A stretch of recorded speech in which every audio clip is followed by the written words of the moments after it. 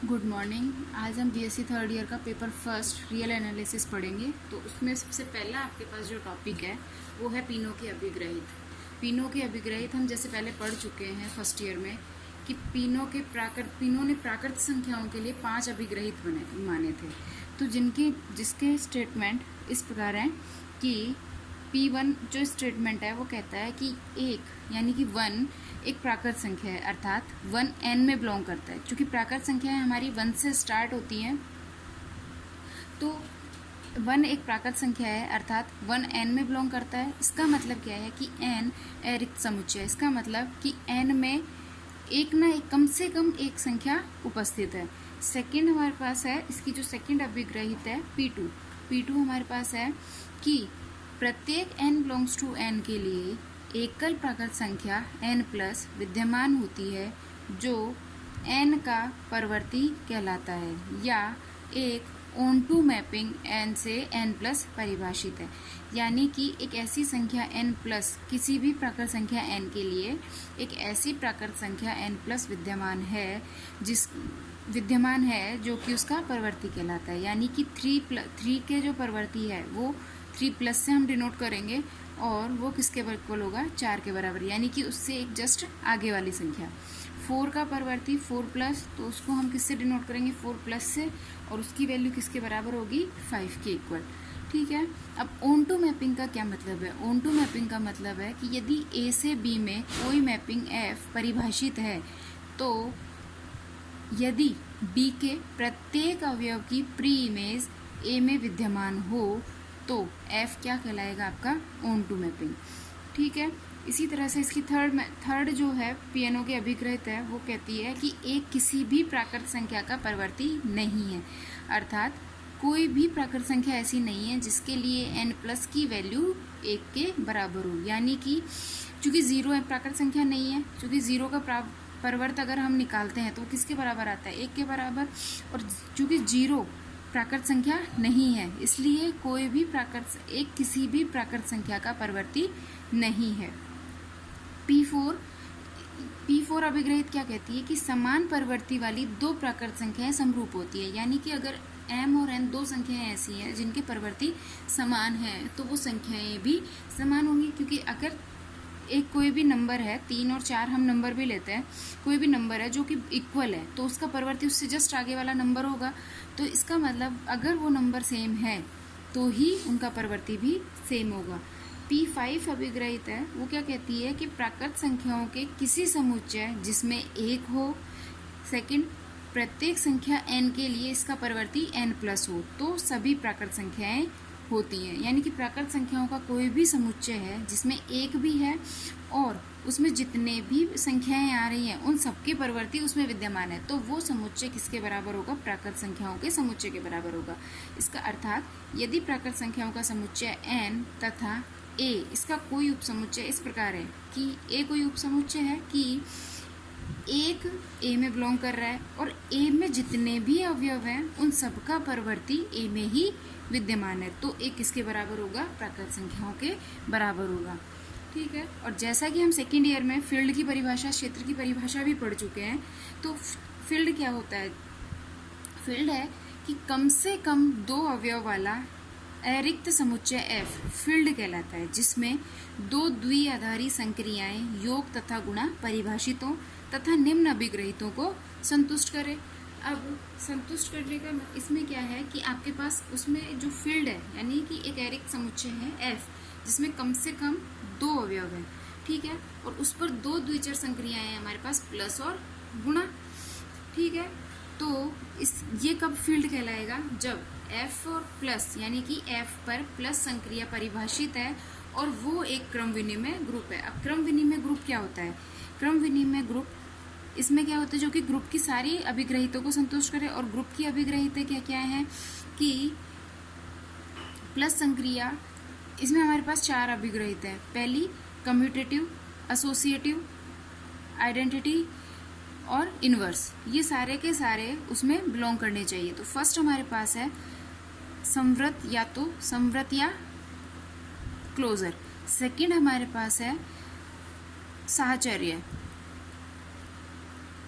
Third हमारे पास है identity, यानी कि प्रत्येक अवयव का आइडेंटिटी तत्समक अवयव उसमें विद्यमान होगा।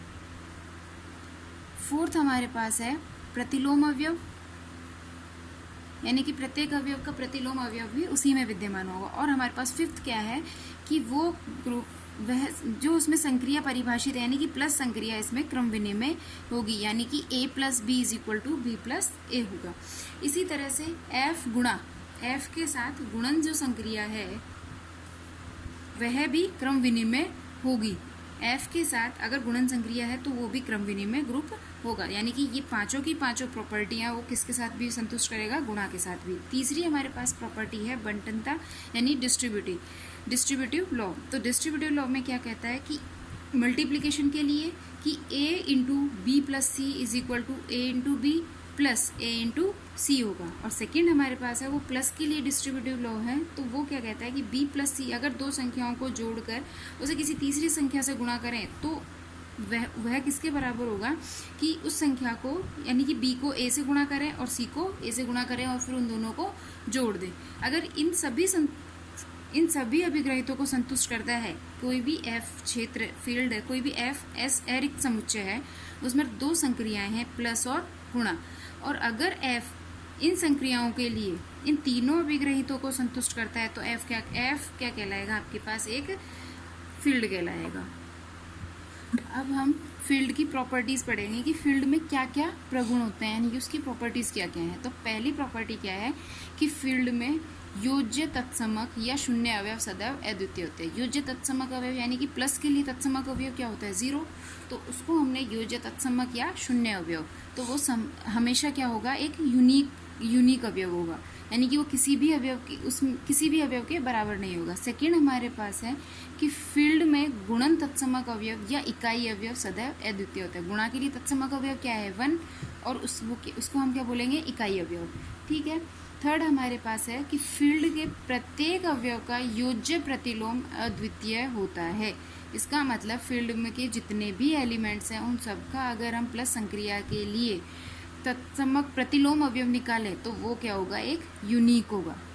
चौथी प्रॉपर्टी हमारे पास क्या है कि फील्ड के प्रत्येक अशून्य अवयव का गुणन प्रतिलोम भी अद्वितीय होता है। इसका मतलब है कि योज्य तत्समक अवयव, गुणन तत्समक अवयव दोनों यूनिक होते हैं।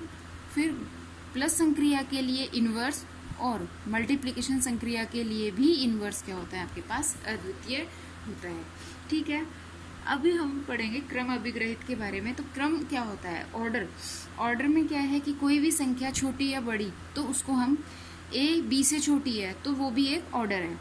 ठीक है। जैसे कि हमारे पास है क्रम अभिग्रहित में हमारे पास पहली जो अभिग्रहित है वो क्या है, धनात्मक या ऋणात्मकता के लिए अभिग्रहित, कि कोई भी फील्ड f का एक अवयव x धनात्मक कब कहलाएगा, जब यदि x ग्रेटर देन 0 हो या तो x 0 से बड़ा हो, तथा ऋणात्मक कहलाता है यदि x 0 से छोटा हो।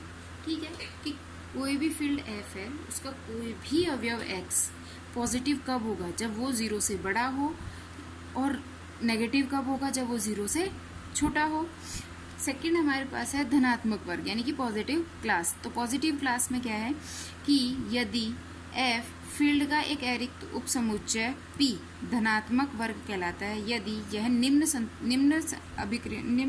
कंडीशंस को सेटिस्फाई करता है। तो हमारे पास फर्स्ट कंडीशन है कि जब x और y में कोई भी दो अवयव हैं तो उनको जोड़ने पर यदि वो वापस से p में ही आ जाएं तथा उन दोनों का गुणा भी p में विद्यमान हो तो, और सेकंड कंडीशन यदि x 0 के बराबर नहीं है, x f का अवयव है, तब या तो x बिलोंग्स टू p होगा या minus x belongs to p होगा, या तो एक अगर x 0 के बराबर नहीं है तो ये तो x पॉजिटिव होगा या नेगेटिव होगा। अगर पॉजिटिव है तो वो p में बिलोंग करेगा, और अगर नेगेटिव है तो उसका माइनस वो p में बिलोंग करेगा। दोनों में से एक कंडीशन सेटिस्फाई होगी।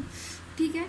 तो अगर कोई फील्ड f, एक फील्ड का कोई भी अरिक्त समुच्चय p, वो धनात्मक वर्ग कब कहलाएगा, जब वो इन दोनों कंडीशंस को सेटिस्फाई करेगा, यानी कि कोई भी दो अवयव लो, उन दोनों का जोड़ भी उसी में p में हो और उन दोनों का गुणा भी p में हो। और यदि x 0 के बराबर नहीं है तो या तो एक्स पी में होगा या माइनस एक्स पी में होगा। तो अगर इन सभी अभिग्रहितों को संतुष्ट करता है तो पी के अवयवों को एफ के धनात्मक अवयव कहते हैं और पी को क्या कहते हैं हम, धनात्मक वर्ग कहते हैं।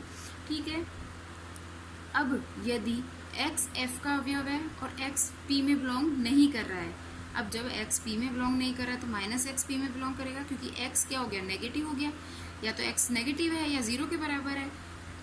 जब एक्स नेगेटिव है, अगर एक्स नेगेटिव है तो माइनस एक्स क्या हो जाएगा, पॉजिटिव, तो वो किस में आ जाएगा, पी में। इन अवयवों को एफ के ऋणात्मक अवयव कहते हैं। ठीक है, इसके अलावा इसमें हमारे पास नेक्स्ट जो प्रॉपर्टी है वो है एफ के किन्हीं भी दो अवयवों एक्स और वाई के लिए यदि एक्स माइनस वाई पी में बिलोंग कर रहा है तो एक्स वाई से बड़ा होगा। क्यों? क्योंकि दोनों का अगर हम माइनस करें, कोई भी दो अवयव हैं उन दोनों को माइनस करें और वो एक धनात्मक संख्या आए तो जो जिस संख्या में से हम दूसरी संख्या को घटाते हैं वह संख्या बड़ी होगी। यानी कि x माइनस वाई किया तो x हमारे पास क्या हो जाएगा, y से बड़ा हो जाएगा और इसे x ग्रेटर देन y से डिनोट करेंगे, या फिर y लेस देन x से रिप्रेजेंट करेंगे, अर्थात y x से छोटा कहलाता है। और ग्रेटर देन और लेस देन दोनों को हम क्रम संबंध कहते हैं, यानी कि दोनों के दोनों हमारे पास क्या है, ऑर्डर। अब हमारे पास थर्ड इसकी प्रॉपर्टी है क्रम अभिग्रहित, यानी ग्रेटर देन और लेस देन को क्रम संबंध कहते हैं, ये हमने पढ़ चुके हैं। और ग्रेटर देन के लिए निम्न अभिग्रहित है, क्या क्या अभिग्रहित हैं तो वो हम देख लेते हैं। पहली हमारे पास है त्रिविभागी नियम, यानी कि ट्रोकोटोमी लॉ। इसका मतलब ये क्या कहता है कि for every x y belongs to f, इनके लिए निम्न में से कम से केवल एक ही संबंध सत्य होगा। क्या सही है, यानी x और y यदि किसी फील्ड के अवयव है तो या तो x ग्रेटर देन y होगा या x इक्वल टू y होगा या x लेस देन y होगा। इन तीनों में से केवल और केवल एक ही कंडीशन सेटिस्फाई होगी। सेकंड हमारे पास है संक्रामक नियम, यानी ट्रांजिटिव लॉ। ट्रांजिटिव लॉ क्या है कि for every x y z belongs to f के लिए यदि x ग्रेटर देन y है तथा y ग्रेटर देन z है तो इम्प्लाइज दैट x किससे बड़ा होगा, z से बड़ा होगा। ठीक है, थर्ड प्रॉपर्टी हमारे पास है योज्य एकदिष्ट नियम, मोनोटोनी लॉ फॉर एडिशन, यानी कि x y और z तीन अवयव किसके हैं, फील्ड f के, और x ग्रेटर देन y है। ठीक है, और इसमें हम अगर z को जोड़ें, चूँकि z क्या है, एक पॉजिटिव नंबर है, अगर हम इसमें z को जोड़ेंगे तो x plus Z greater than y plus Z होगा। गुणन एकदिष्ट नियम क्या कहता है कि x y z अगर f में है और z ग्रेटर देन 0 है तो x ग्रेटर देन y है, साथ में x ग्रेटर देन y भी है, तो यदि हम दोनों साइड z से गुणा करें तो भी चिन्ह पर कोई परिवर्तन नहीं होगा, यानी कि x z also greater than y z होगा। अब नेक्स्ट लेक्चर